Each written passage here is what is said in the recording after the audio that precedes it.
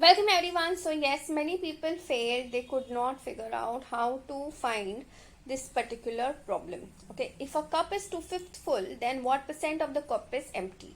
So let's say that the capacity of the cup was 100. Okay, so in this case, if you say 2/5 of the cup was filled, that means 2/5 into 100. So that means 40 is the amount, 40 ml. If this was 100 ml, so 40 ml is already full. So what is left? Can I say 60, because 100 minus 40 gets you 60 ml. So 60, we want it in percentage. So it will be what, 60 upon the total, which is 100, multiplied by 100.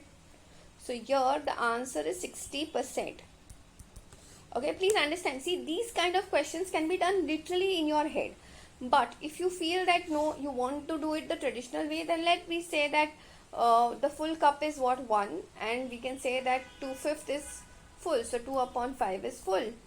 So basically 1 minus 2 upon 5 is basically 5 minus 2 upon 5, right? You need to have the same denominator.